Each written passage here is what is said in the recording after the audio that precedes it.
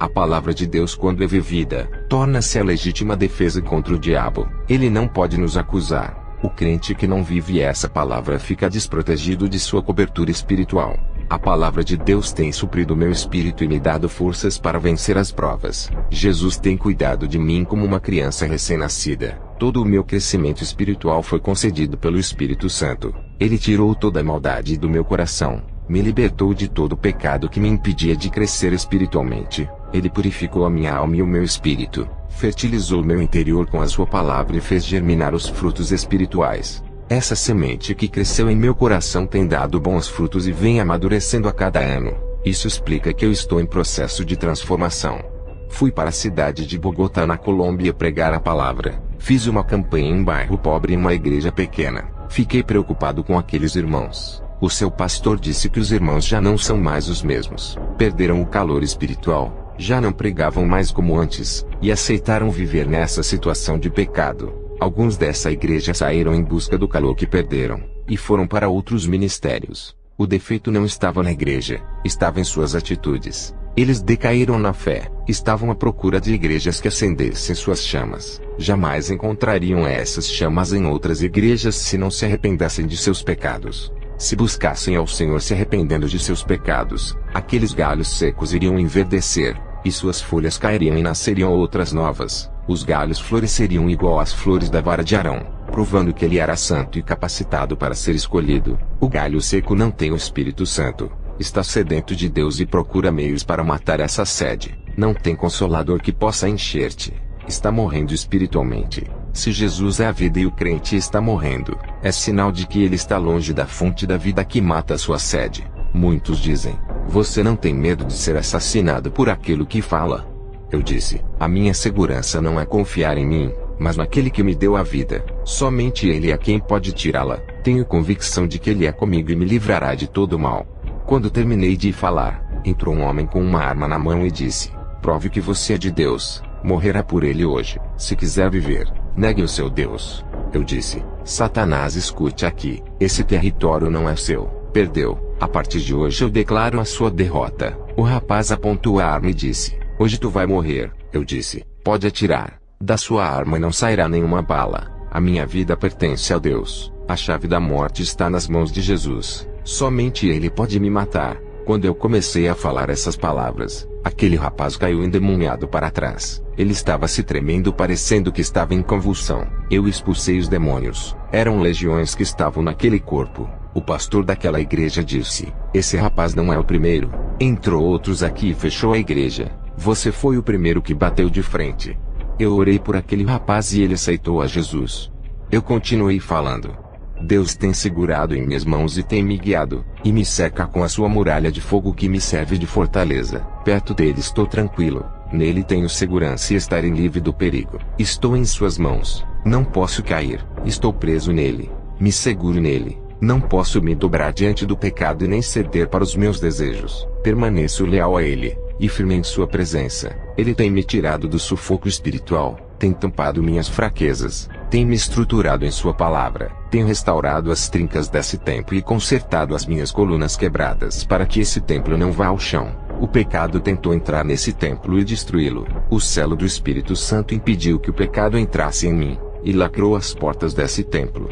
No outro dia de pregação, o pastor estava pregando. Um rapaz entrou com uma faca nas mãos para matar o pastor. O pastor ficou apavorado. Eu entrei no meio e disse: em nome de Jesus, tu estás paralisado. Aquele rapaz havia levantado a mão para dar uma facada no pastor. Seu corpo ficou paralisado como uma estátua. Eu assoprei e ele caiu. Expulsei o demônio. Aquele rapaz ficou livre. Mais um atentado de morte e mais um livramento de Deus. Através de Jesus, o meu conhecimento sobre o mundo se tornou diferente daquele conhecimento que eu tinha antes. Hoje vejo as pessoas com um olhar de misericórdia. Não é mais aquele olhar de desprezo, e sim um olhar de amor, um olhar de querer salvá-las. O olhar de Deus está em mim. O mundo é o retrato do pecado. Tudo o que acontece nele de ruim é a consequência do pecado. Se o mundo todo se arrependesse e não praticasse mais o pecado, não teria tanta maldade e catástrofes. Deixe Deus entrar nos seus sentidos, e deixa Ele criar os seus projetos do nada na sua vida. Compreenda Jesus, conheça Ele, mergulhe nas águas profundas espirituais, O Espírito Santo está vivo em seu corpo.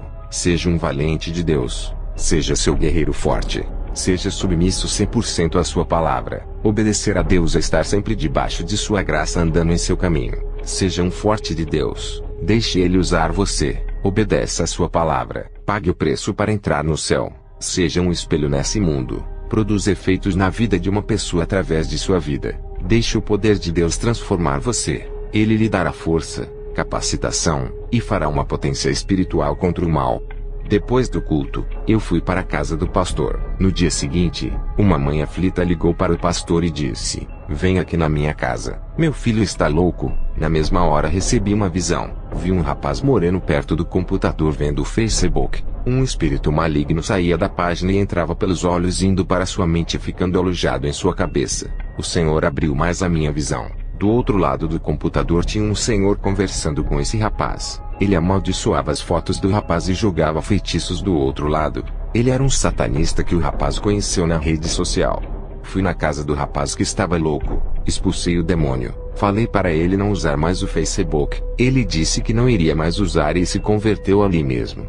Fui ministrar em outra igreja, e foi-me revelado o estado daquela congregação. A mensagem para aquele lugar foi sobre as paixões do mundo que domina a cabeça. Outros irmãos tomavam decisões erradas quando estavam nervosos e com o emocional à flor da pele. Tudo isso tirava a razão, deixando eles irracionais sem equilíbrio mental, indomáveis e explosivos. A oração iria amortecer as suas carnes e domar seus corações controlando seus pensamentos e temperamentos. Muitos ali estavam sendo enganados pelos falsos profetas por não saberem a palavra de Deus. Eles não tinham entendimento da palavra. Eram ouvintes e não praticantes. Eles não deixavam o Espírito Santo lhe usarem. Não deixavam ele comandar a ministração e conduzir. Eu exortei eles a se prepararem, examinarem suas vidas, se corrigirem, obedecerem ao chamado, não fazer as suas vontades e fazer aquilo que Deus queria. Sejam um instrumento nas mãos de Deus. Sejam úteis para o trabalho de Deus. É tempo de plantar para Cristo e colher os seus frutos. Seja um agente para a execução do trabalho de Deus.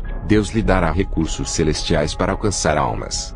Quando a igreja terminou, fui embora para onde eu fui hospedado. Ao chegar lá, dobrei os meus joelhos. Orei sem cessar até as 4 da madrugada. Senti o meu corpo explodir de unção. Uma eletricidade tomou conta de mim. Caí com o rosto no chão. Meu espírito saiu. O anjo Gabriel desceu até o meu encontro. Ele disse: "Kenzo, está preparado para mais uma experiência?" Eu disse: "Estou." Subimos ao céu. O portão celestial se abriu e eu entrei para dentro do paraíso. Que saudades voltar para esse lugar. Os anjos do céu me receberam. Eu não sabia, mas o meu nome era popular no céu pelas obras que eu fazia na terra e pela vida que eu vivia na terra. Os falsos profetas, apesar de terem sua fama na terra, seus nomes não são citados no céu. O anjo me disse: "Satanás quer destruir a igreja através do pecado.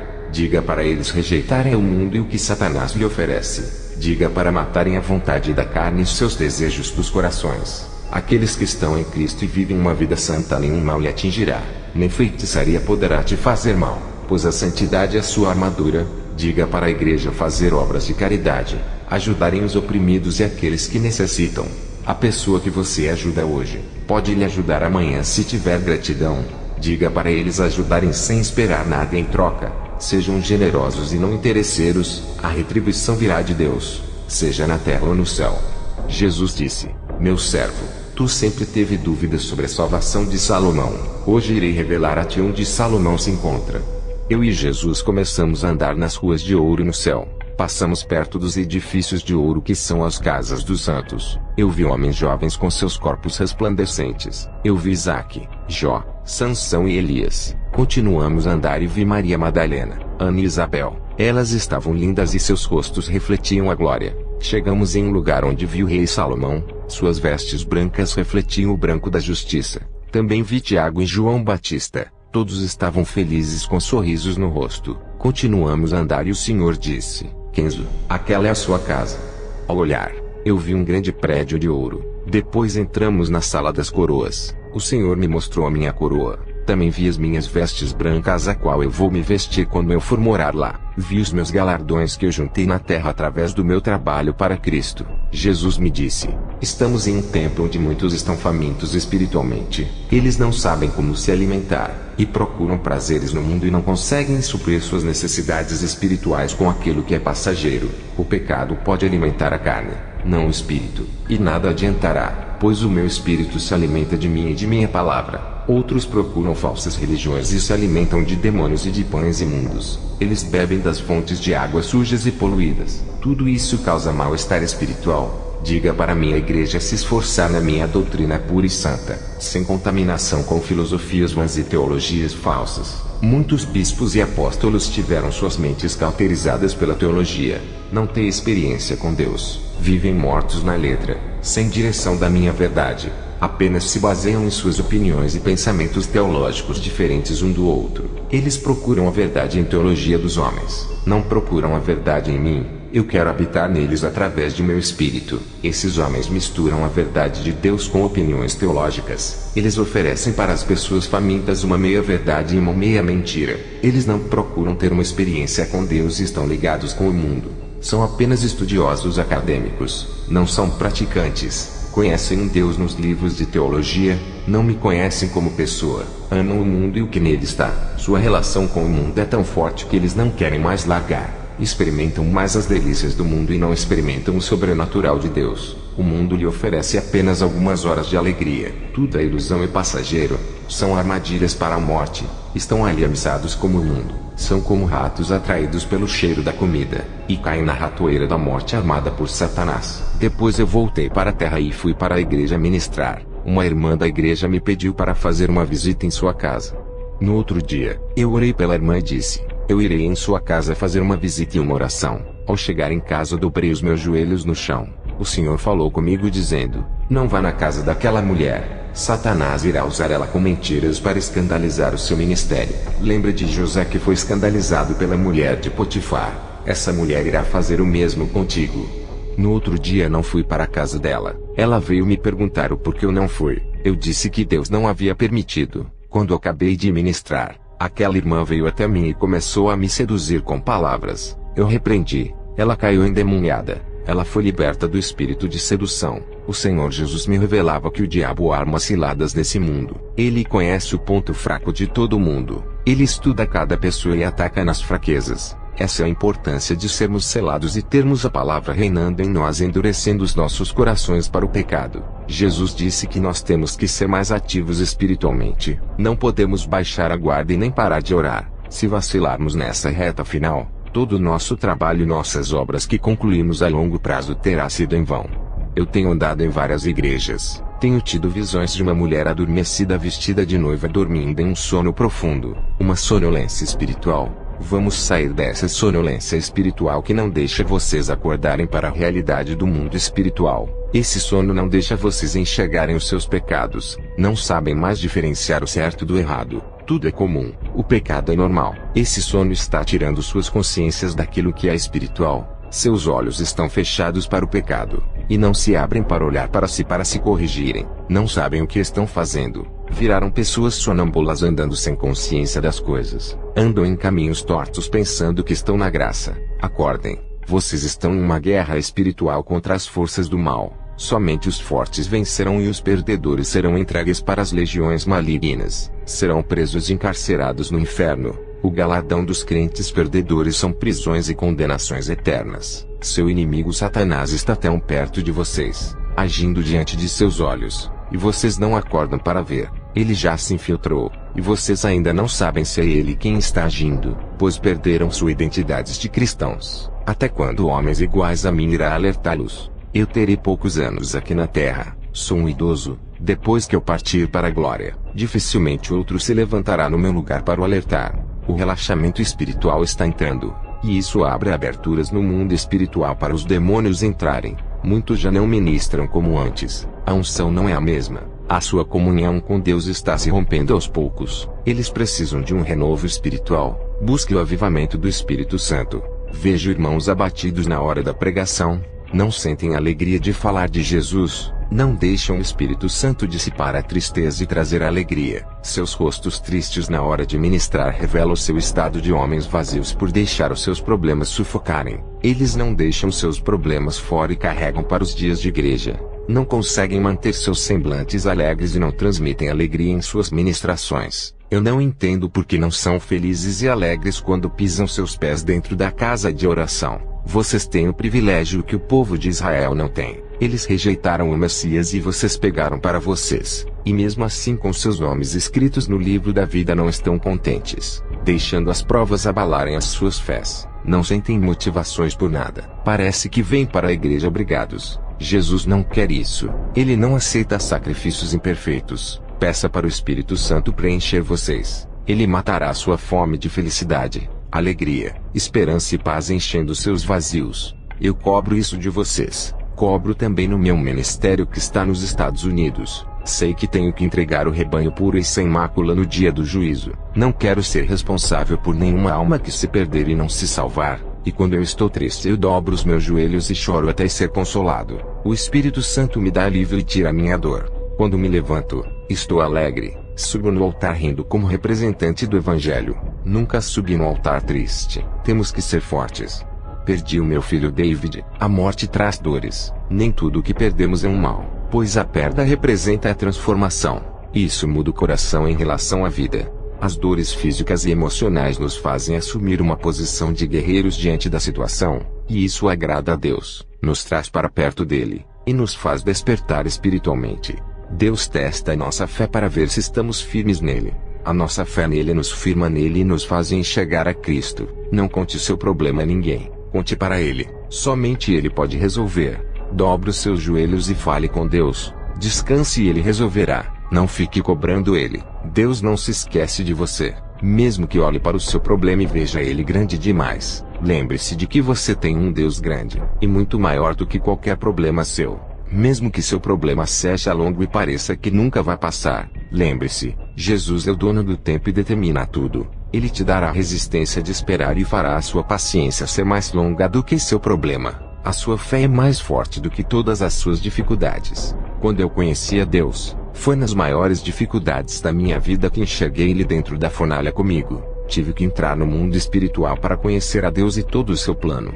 O Espírito Santo invadiu o meu ser de uma maneira que fiquei sensível ao seu toque. Minha sensibilidade espiritual ficou aguda, senti mais prazer de ficar em sua presença. Satanás apareceu para mim e tentou me desanimar. Ele disse que por mais que eu pregasse a santidade, amor, perdão e o arrependimento, por mais que eu conservasse essa doutrina não teria êxito mundial, pois ele me falou que criou falsas seitas como Mormons, Testemunhas de Jeová, Adventismo e outras seitas com aparência de igrejas caridosas e bondosas para contaminar a sã doutrina, e que era tarde demais para eu espalhar a doutrina verdadeira, pois ele estava multiplicando as suas seitas enganosas pelo mundo. Satanás foi embora e eu tive uma visão. Vi uma noiva de preto, uma falsa igreja sentada no trono e reinando. Uma voz me dizia: está multiplicando igrejas falsas. Irei buscar a minha verdadeira igreja antes que ela seja contaminada e enganada pelas falsas noivas, a noiva de Satanás.